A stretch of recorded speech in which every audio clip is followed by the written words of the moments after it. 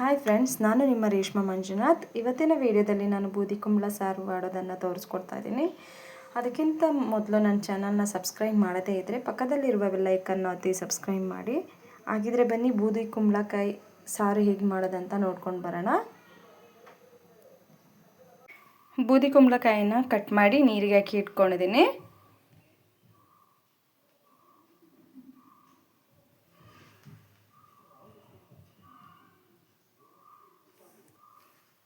ಇವಾಗ ರುಬ್ಕೊಳ್ಳೋದಕ್ಕೆ ಒಂದು mixie jar ತೊಗೊಂಡಿದ್ದೀನಿ. ಇದಕ್ಕೆ ಸ್ವಲ್ಪ ಬೇವು ಸೊಪ್ಪು ಹಾಕ್ಕೊಂಡಿದ್ದೀನಿ.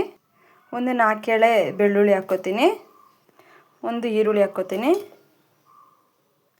ಒಂದು ಟೊಮೆಟೊ ಹಾಕ್ಕೋತೀನಿ. ಸ್ವಲ್ಪ ಅರಿಶಿಣ ಹಾಕ್ಕೋತೀನಿ. ಸ್ವಲ್ಪ ಜೀರಿಗೆ ಹಾಕ್ಕೋತೀನಿ. ಸ್ವಲ್ಪ ಬೆಲ್ಲದ ಹುಡಿ ಹಾಕ್ಕೋತಿದ್ದೀನಿ. ಬೇಕು ಅಂದರೆ ಹಾಕ್ಕೊಳ್ಳಿ, ಇಲ್ಲದಿದ್ದರೆ ಸ್ಕಿಪ್ ಮಾಡ್ಕೊಳ್ಳಿ. ಇವಾಗ 1.5 ಸ್ಪೂನ್ ಖಾರದ ಹುಡಿ ಹಾಕ್ಕೊಳ್ಳೋಣ.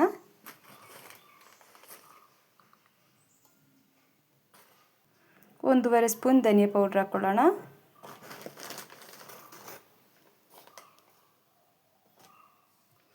ಈಗ ಚೂರು ಹುಣಸೆ ಹುಳಿ ಹಾಕ್ಕೊಳ್ಳೋಣ. ಇದಕ್ಕೆ ಇವಾಗ ತೆಂಗಿನಕಾಯಿ ಹಾಕ್ಕೋತೀನಿ.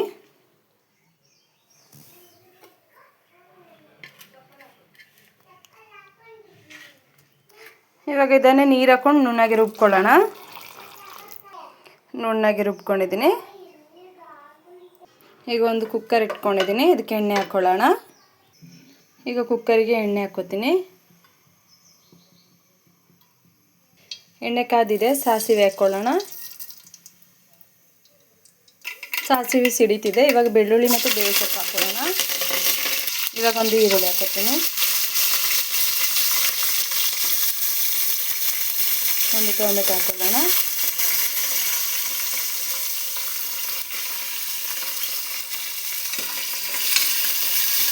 ಈಗ ಬೇಳೆ ಹಾಕ್ಕೊಳ್ಳೋಣ.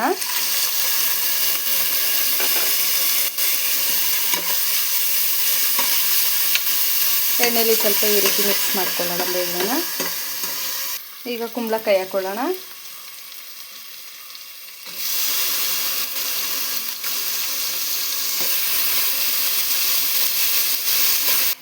ಕುಂಬಳಕಾಯಿ ಹಾಕ್ಕೊಂಡು ಮಿಕ್ಸ್ ಮಾಡ್ಕೊಂಡಿದ್ದೀನಿ. ಇವಾಗ ರುಬ್ಬಿಟ್ಟಿರೋ ಮಸಾಲೆ ಹಾಕ್ಕೊಳ್ಳೋಣ.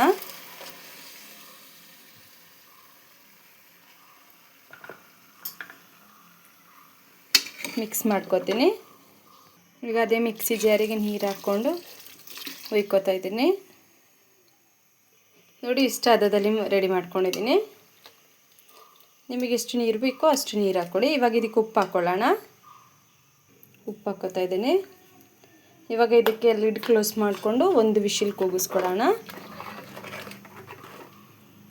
ಲಿಡ್ ಕ್ಲೋಸ್ ಮಾಡ್ಕೊಂಡಿದ್ದೀನಿ. ಒಂದು ವಿಶಿಲ್ ಕೂಗಿಸ್ಕೊಳ್ಳೋಣ. ಬೂದಿ ಕುಂಬಳಕಾಯಿ ಸಾರು ರೆಡಿಯಾಗಿದೆ ನೋಡಿ. ಬೂದಿ ಕುಂಬಳಕಾಯಿ ಸಾರು ರೆಡಿಯಾಗಿದೆ. ಈ ರೆಸಿಪಿ ನಿಮ್ಗೆ ಇಷ್ಟ ಆದರೆ ನೀವು ಒಮ್ಮೆ ಟ್ರೈ ಮಾಡಿ.